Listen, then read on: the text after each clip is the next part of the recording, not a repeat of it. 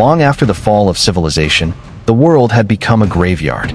The sky was permanently gray, the soil lifeless, and a strange red planet hung in the heavens like a silent watcher.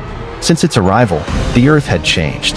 The oceans behaved violently, gravity shifted unpredictably, and worst of all, the giants began to fall from the sky. Those creatures ended humanity. Only small groups of survivors remained scattered across the wasteland. Marcus had survived for 50 years in this broken world. Now he traveled with 3 others, Sarah, Finn, and Ash. Their destination was the legendary Northern Walls, a place rumored to be the last stronghold where humans still lived in safety. Their journey began after descending a lonely mountain. The path ahead led into a dead land where even the wind sounded tired. Trees stood like black skeletons, and the ground was covered with gray dust. They followed the direction Kale had once described before he died. According to him, a ruined coastal city lay ahead. Beyond it was the dead forest, and past that the road to the Northern Walls. But ruins were dangerous. Giants often wandered between the buildings. As the group approached the city, Sarah raised her hand and signaled silence. They moved slowly through broken streets filled with rusted vehicles and shattered glass. The silence was so heavy that even their footsteps sounded too loud. Then the ground began to tremble. At first the sound was distant, like rolling thunder across the horizon. But it grew louder. Marcus immediately recognized it. Giants. But something else was happening. The ocean had begun to roar. The red planet's strange gravity had once again pulled the sea into chaos. A massive tsunami was rushing across the ruined land toward the city. Sarah shouted for everyone to run. They sprinted through the streets as a wall of water chased them from behind. Ash spotted a tall building and pointed toward it. The group rushed inside and climbed the stairwell as the floods surged into the city.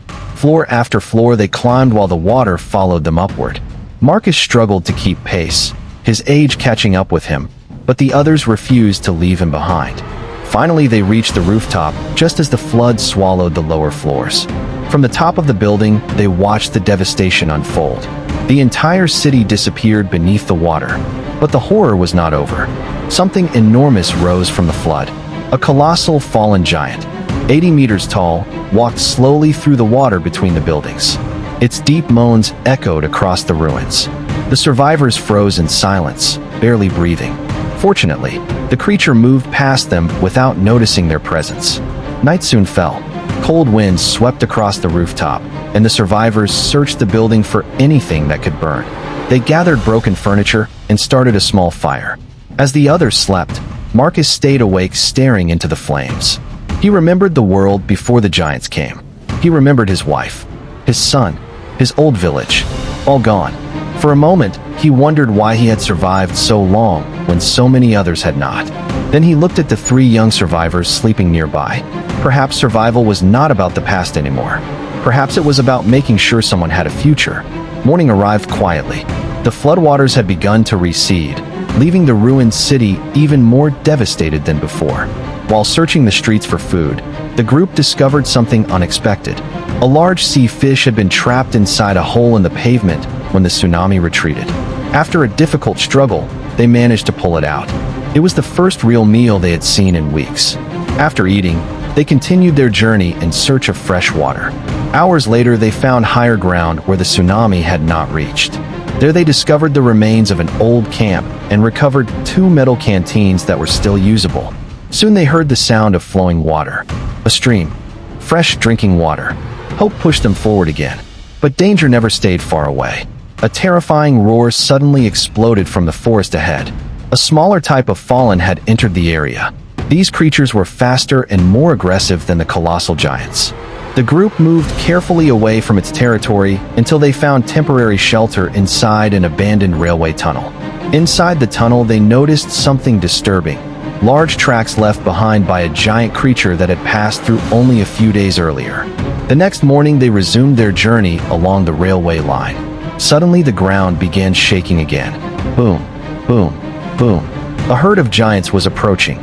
The survivors quickly hid beneath a rusted rail car and remained perfectly still as the massive creatures passed nearby. Each step shook the earth like an earthquake. When the giants finally disappeared into the distance, Finn asked the question many survivors had wondered for decades. Did the giants have a weakness? Marcus explained that in the past the military had tried everything: missiles, tanks, bombs, even nuclear weapons. Many giants were destroyed, but they never stopped falling from the sky. And by the time humanity realized that the invasion would never end, civilization had already collapsed. Later that day, the group arrived at a small ruined town. As they turned a corner, they suddenly stopped. A giant was sitting in the middle of the street, but something was wrong. It was not moving. The survivors carefully hid inside a nearby house and watched it for several minutes. Finally, Marcus approached the creature and touched it. The giant had turned to stone, completely petrified. The discovery confused them all. While investigating the area, Sarah noticed broken mirrors scattered inside a nearby shop. Before they could understand what it meant, another giant approached the street. The survivors quickly hid again. Then something incredible happened. The giant looked into one of the broken mirrors. Suddenly it began to twist and scream. Its body hardened. Within seconds, the monster turned into stone. The survivors stared in disbelief. For the first time since the invasion began, they had discovered something the giants could not survive. Reflections. Mirrors. Sarah quickly grabbed a mirror and placed it in her backpack. Hope returned to their journey. Later, as they crossed an overgrown bridge, another fallen appeared and charged toward them. This time Sarah did not run. She stepped forward. Slowly she raised the mirror toward the giant. The monster saw its reflection. Its roar turned into a tortured scream. Stone spread across its body, and within moments the creature froze forever. For the first time in decades, the balance between humans and giants had changed. The survivors continued walking toward the northern walls. Now they carried something humanity had never possessed before: a weapon against the giants. And with it, a chance to take the world back.